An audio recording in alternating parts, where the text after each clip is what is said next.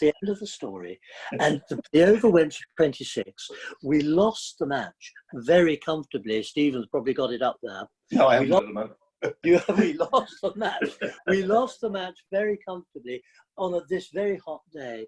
And interestingly, I don't think Somerset, well, we certainly did. We were runners up. And I don't think Somerset did win it, or did they? I got a feeling Essex might have won it that year. I'll have to find that for you, sir, John. I'll have to get my statistician to find out. I'm sure you're all riveted, everybody watching, as to whether Sussex... But Sussex didn't win. We came runners-up. And I got a feeling Essex won it that year. So Somerset might have fallen... Here I found the game. Yep. John Player League, points table. Yes. Oh, well done, John. Yes, Essex 44, Sussex 42. Hit by those 2 points, when you'd have got 4 points if you'd won that game.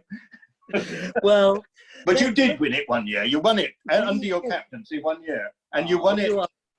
You won it with 14 wins out of 15, which I think is the all-time record for the Sunday League. You had a wonderful season, and you only lost the game. You lost one game against Worcestershire, didn't you? When John Inchmore came, you can tell that story.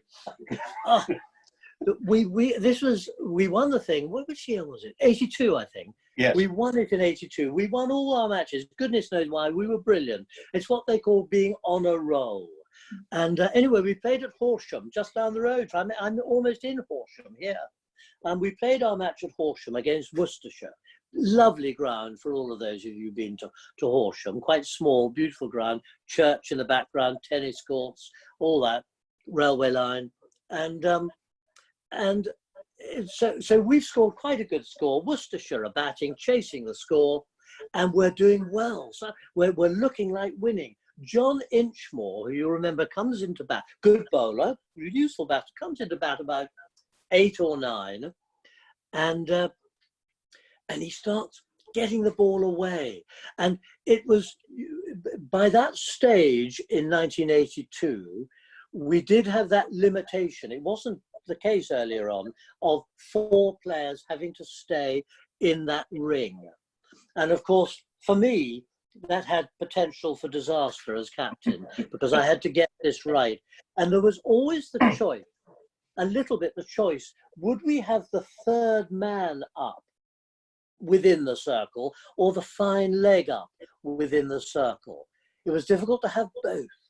Anyway, John Inchmore was batting, and we chose to have the fine leg up and the 3rd man back. It seemed wise. Tony Pygott was bowling, and Tony Pygott in my career has been involved in almost every single disaster that Sussex has ever been encountered, in the nicest possible way.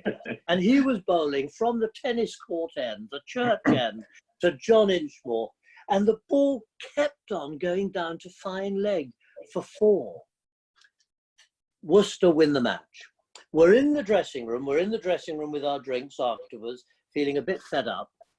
And Imran, who's playing the game, says to me, well, Johnny, this is the Prime Minister. I mean, I hope he's got some good advisors in Pakistan. All I can say. This is the Prime Minister. The Prime Minister says to me, Johnny, you always have to have a deep, fine leg for inches, as he called him. For inches. You must always have a deep, fine leg for inches. It's his only shot. And I did say to the Prime Minister, I looked across the room and I said, do you know, Prime Minister, it would have been very helpful if you had told us that earlier in the day, as opposed to now. So there we are. I mean, I don't want to get politics involved in this, but that is slightly politicians for you.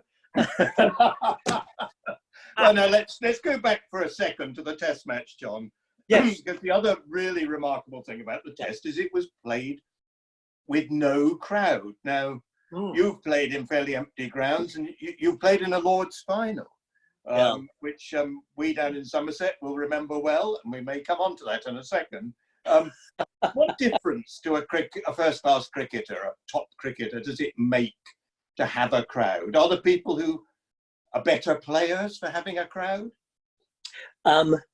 I think it's lovely to have a few people watching. I mean, can I say, I'm looking at my screen now and I can only see about 9 people, which is wonderful. But I know, because Nick has told us and Nigel has told us, that we've got about 107. Maybe well, we had 107 at the start, John. I know. Yeah, maybe we've got more now, but possibly less. but 107 is a pretty good crowd, and it's lovely to play to the crowd. And it's a very interesting question because, of course, chatting away as we are, if this was real life and we had 110 people, say, we'd get lots of feedback from the audience and the crowd, and it would make the whole difference. It would make a big difference. Now, county cricketers like me, back in the 70s and 80s, played most of our cricket, other than on Sundays and occasional Gillette or NatWest matches, in front of very few people. So we're very well used to relative silence. And and of course the test match in Southampton, those players wouldn't have been so used to that. So it must have been a little bit strange for them. It must have felt a bit like a practice test match, when in fact it was the real thing, and a very good match too. But we played most of our games, honestly, truly, Nigel, not being unkind to Leicester, which is the most lovely ground. I honestly, truly, a Thursday at Leicester, even when Illingworth and Birkinshaw were bowling, there weren't that many people to give it quite the sort of atmosphere that you would have wished. And that is, I'm guessing, Leicester is the largest county ground in the country. Put me right, someone. It's a very big ground, isn't it? Yes, it second is. largest in the world. Is it? Is that right? Yeah, there we are. It's MCG is the largest one. Mind you, the playing area is a little bit down now, but it used to be. But thank you for talking about Leicestershire. I should go back. Sorry to interrupt. No, it's great that you interrupt. No, Leicester. I mean, we love Leicester. The scene of one of my very few hundreds. I remember thrashing Jonathan Agnew around Leicester. I really enjoyed that. Now, go back to this question of sorry. When the people you played against were the people who were big match players. Put them at Lord's in front of a big ground, and they were better players for that. I mean, John Snow, he'd be one, wouldn't he? Yes, John Snow definitely. I think it does lift people, doesn't it? I've those Sunday matches, which were considered very short matches, they're very long matches now. It was fun playing in front of some really big crowds. I remember playing at Ilford against Essex, where they had stands put round Valentine's Park. And that's not a big ground, but it seemed a terrific East End of London atmosphere. Fantastic. Sunday League, Taunton. We had, even at home, we had very good crowds. And those one-off rare Gillette Cup NatWest matches, I remember the full house for a semi-final at Hove against Lancashire, with lots of Lancashire supporters, and it does lift you. It makes you feel it makes you feel the part, I think. And then, of course, the one final that I was lucky. But before you come to the final, are there cricketers though who can't cope with the big occasion? I suppose there must be, Stephen. I suppose there must be those who would prefer a nice Wednesday at Worcester. Who wouldn't? I mean, what a lovely place. As opposed to, nice by the river and lovely pitch and lovely day, and it's beautiful, isn't it? I suppose there must be, but I think on the whole, I'd say the majority would thrive on what I call the feedback, just like chatting away as we are now. If this was real life, we would very much thrive on the general atmosphere, seeing people's faces, their eyes, how they are. It makes a world of a difference. Yes. And let's talk about the Lord's final. Oh, yeah. Because it was one of your finest hours. And we'll start with you coming on to bowl. Coming on to bowl with Richards and Botham at the crease. Bowling your off spin. Yeah. Well, I love the way, Stephen, you say one of my finest hours. Well, there really weren't very many, so I can remember this it pretty well. Yeah, do you know, it was interesting. Arnold Long, who you remember from Surrey, and then came to Sussex, was our captain, and he did 3 years as captain, and it was a tremendous help to us to have his experience and wisdom, just to steady a slightly rocking boat at the time. Arnold Long was captain. He put Somerset into bat on the probably 4th or 5th of September. It was a little bit earlier in the year then, the final, than it has been of late when it's been played. And Imran opened the bowling from the nursery end, and he bowled an outstandingly bad over. He bowled 4 wides and no balls. And I mean, I think at the end of the first over, again, you might have the scores up there. Somerset was about 13 or 14 for no wicket after 1.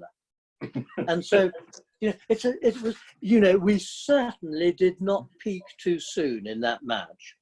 And the opening bowler of the other end, Jeff Arnold, very steady again from Surrey. So we had Imran and Arnold Long, unexpectedly, and this was not a plan, turned to his 2 spinners, relatively inexperienced, although keen. Firstly, Giles Cheetle, who bowled slow left arm from the nursery end, and bowled very well and sort of got the match back under control. And then, to my shock and surprise, and at the time slight horror, I saw him, you know, Arnold Long gesticulating to me to warm up. Well, it was quite a hot day. I didn't have to warm up, but to bowl. And, you know, funny enough, when you warm up to bowl, and Viv Richards and Ian Botham are the 2 batsmen, it just gives you the slight feeling in your tummy of uncertainty. And there's, what, 28,000 at Lord's, whatever the full house was. And I ran in from I was nervous, but for some reason it was all right, ran in from the pavilion end. And would you believe it? I mean, you can look it up just to show. Occasionally I have to look it up to make sure I'm not dreaming. In about my 4th or 5th over, I think it was my 5th over, just thinking, well, I've got through some of my 12. It was 12 overs each then, 60 over match. I bowled a ball to Viv. Viv was facing, bowled a ball to Viv, and it was a very undistinguished ball down the leg side. I suppose it was a reasonable length, but down the leg side, and he went to sweep it. But instead of doing a really good sweep, he did a bit of what I call a paddly shot.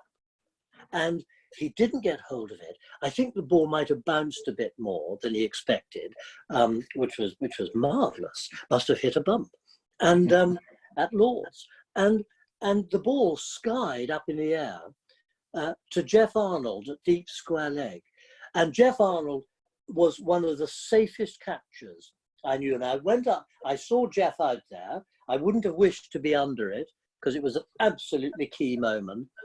And he cupped his hands and caught the ball without any show at all.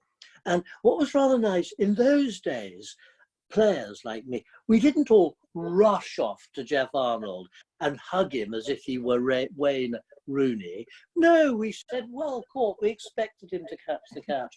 And mercifully, no one came and hugged me either. And so I managed to get Viv out. So Viv Richards caught Arnold. I like to pretend it wasn't deep square leg, but it was. Caught Arnold, bowled Barclay. What did he get, 44? Yes, he did. 44. And then, so that gave me confidence. And then I bowled and bowled, and I bowled a bit from the other end as well, from the nursery end. And Derek Taylor sort of was playing for time a little bit. I think he forgot that it was a 60 over match for a while, and he played for time. And I got a feeling I got Vic out. Can you ask Vic if you? Yes, you did get Vic out. Court Arnold. No. Again, Yes. another one. You got both. Oh, there you are. I think that was more mid-on. It was. I got Vic out, and Vic was a very, very good player. I'm very proud of that too. 12 overs, 2 for 21. I know. Astonishing. No one ever does that. I mean, people of 12 overs, you do well to stay in double figures these days, don't you? Well, we'll come back to spin bowling in a minute, but we must let you have you open the batting with Gihan Mendes and facing Garner and Botham. I know.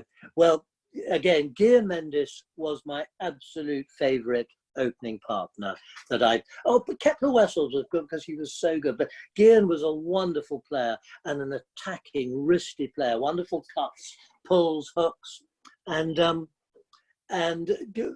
we sort of ran well together. And you know, it's interesting in partnership, and you all understand this. Gian was a good someone I knew very well from a young player, Sussex under-19s, etc. But he never became a close friend. You know, not really. We were just colleagues within a team, but we were a very good partnership. Very good partnership. It worked really well.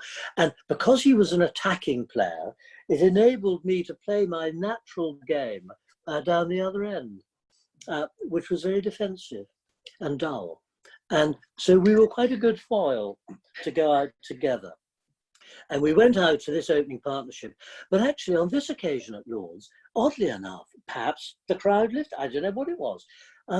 We both scored well and quite freely. And Ian Botham, as you all know, was one of those wonderful players who could bowl extremely well. And he could sometimes not bowl extremely well.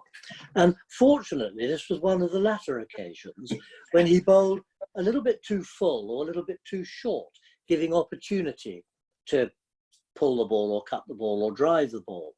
Garner, of course, was a fantastic bowler, but but he was terrific.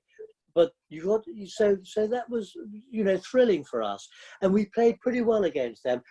Gian and I were less good against bowlers such as Dredge, Jennings, who I don't think played in that match. He might have done, I can't remember. No, he did play, yeah.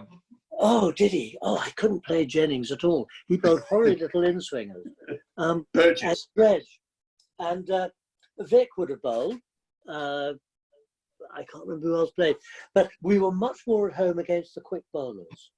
And that got us off to a good start. We then faltered in the middle. Javid Meandad. We haven't mentioned him yet. What a marvellous player.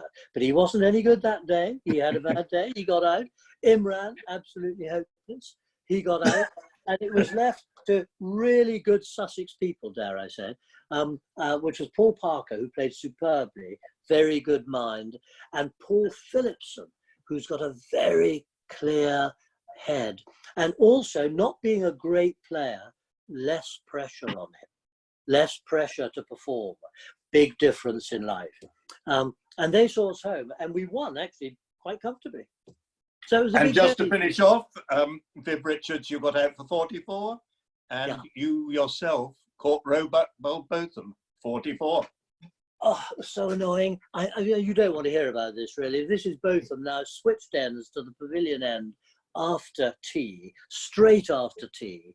And I'm feeling really confident and on top, which is fatal, I think. And he bowls a rank long hop. How do people like Botham get wickets with rank long hops? It's amazing. Bowled a rank long hop, and I went to pull it. It caught the top of the bat.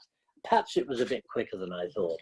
And Peter Roebuck ran round from mid-on. He actually made quite a tricky catch look very easy. And he caught the catch at sort of, in the end, at wide mid-on. And that was the end of me. And then I went back to the pavilion and had a cup of tea. Something I often did. Wonderful. A great day, though, for Sussex, and the start of a horror weekend for Somerset, because the next day they lost the Sunday League as well. And these were to be the first 2 trophies in the history of the county.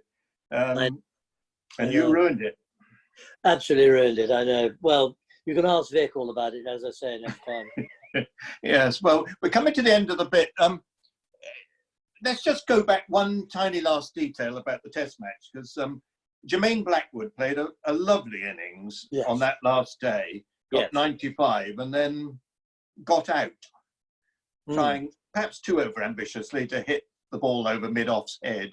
And it shouldn't matter whether he got 95 or 100, but somehow it does, doesn't it? The century, that century is, you had one or two before you got your first 100. I noticed you were caught Root Bold Pocock 98 in a game. I mean, it mattered, didn't it, to get 100? Do you know, I suppose I got nervous. I mean, believe it or not, I've not been scored, but I did score about 5 or 6 scores in the 90s, and I had to look them all up. And I think to myself, what happened and what went wrong, and did I freeze, as it were? Probably I did. I probably got nervous. Certainly I did with Pat Pocock at Hove when I batted all day. I mean, I batted about 5.5 hours, and I'm not sure if anybody was still in the ground watching at the time. I batted for hours and hours. And Pat Pocock, who is great, but I didn't know him so well, but became a great friend, a great personality, great character, Pat. And he was bowling on a very good pitch, no real spin or anything. And fielding at short leg might have been Roop, might have been Eunice. I can't remember. But, you know, he still had a short leg. And I just needed 2 runs. And I was waiting for Pat just to slip the ball a bit leg stumpish. And I'd work it away through the leg side, and that would see me home. But this ball was a good ball, and I just propped forward, and I got a little sort of bat and pad inside edge out for 98. And at the time, I thought, well, I'd made 98. And that was quite a thrill for me, because it was a great deal more than I usually made. And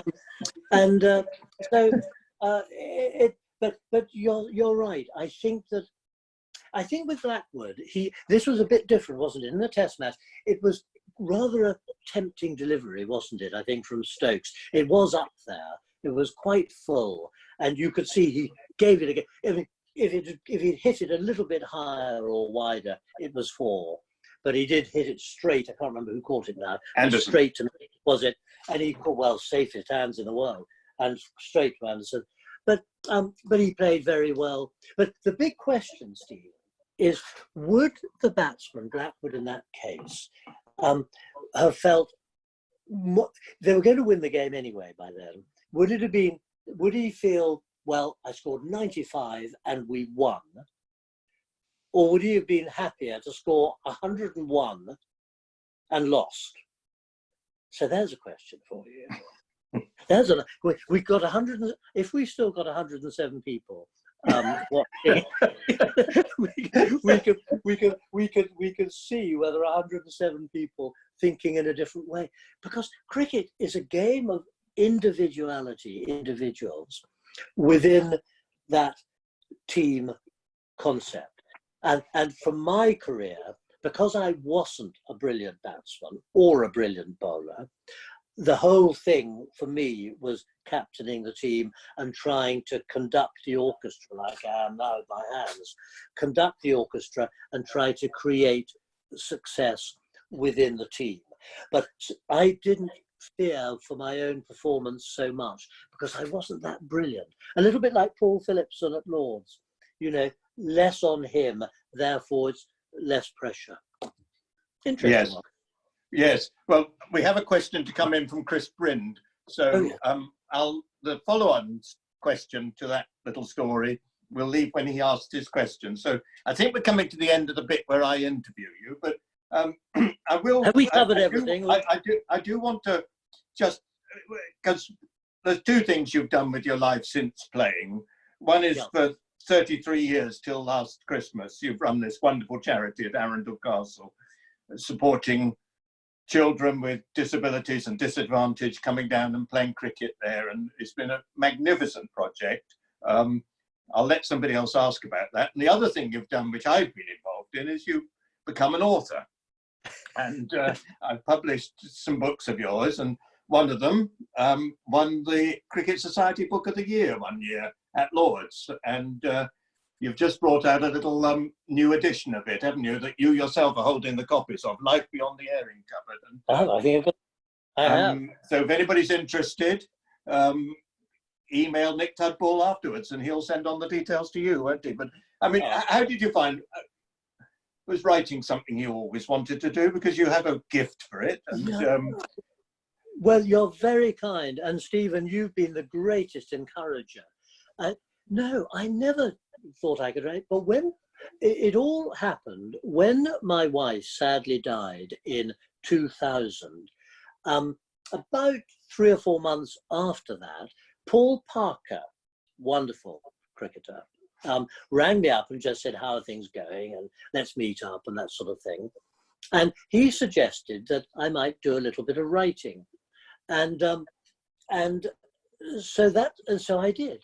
And he introduced me to the deputy sports editor of the Times newspaper, and the three of us had supper together in Brighton, in the lanes, and we just told each other stories, a bit like this. We just told each other stories, and we had a laugh, and it was so jolly, and it was February and dark and a bit miserable, but that was very jolly. And at the end of it, he said to me, why don't you just send in 3 or 4 sketches along the lines of our chat to the Times, and I'll have a look at them and see whether, he said, make them about 1,000 words each, which isn't all that much, funny enough, and we'll see whether they're any good. So I sent in 3 or 4, and astonishingly, to my surprise, he liked them. And so that got me going on a series of about 20 every Saturday in the Times, 20 little sketches in 2001, I think it was. And then we met up, Stephen and myself, we met up, and we turned that into our first book together, called The Appeal of the Championship. And then that was followed up by Life Beyond the Airing Cupboard, Lost in the Long Grass, and then the wonderful Teammates book, For the Charity at Arundel, which was a series of sketches by about 25 or so super authors who all wrote brilliantly, I thought. And it raised a lot of money for the charity. So it was just a new hobby, not a career, but a hobby, which was great fun. And I've now joined a writing group, Stephen. I don't know whether anybody else. I now have to submit a piece of fiction. Once a month, I submit a short piece of fiction, a story on a different topic. Completely, I have to make it up. So it's quite a different exercise, and I find it very good for my not very big brain, and I think it broadens my thinking, so it widens it away from cricket a little bit, which we all love, and so I've enjoyed it, and that's got me going. And funnily enough, I was working on a little piece that I've been asked to do for the next months, and the subject is to define, without being sentimental or boring, to define a happy marriage. Think about it, everybody. Think about it. Give it some thought. Well, let me just wind up the first half by saying 2 things I really loved about publishing your books. One was that they were so well written, and you took such care over them. And the other was that you made it all such fun. And if I could just tell one story that illustrates how much fun it is to work with you, John, it would be the occasion after we brought out Life Beyond the Airing Cupboard, when a reader, one of the first readers, who I think is, I saw his name come in on the list, Douglas Miller, I don't know if he's still listening, he rang me up and said there was a mistake on page 192, that when you had referred to the match referee in a game, in a test match in South Africa, you had called him Collie Smith. And cricket aficionados will know that Collie Smith died in a car crash in which Gary Sobers was involved in 1957, and you meant Cammy Smith. So I rang you up and I said, there's a mistake on page 192. You've said Collie Smith instead of Cammy Smith, and there was a silence on the end of the phone and a bit of muttering. Oh dear, how did I make that mistake? And then finally you said, well, never mind, you said, If anybody notices a mistake, at least we'll know they got as far as page 192.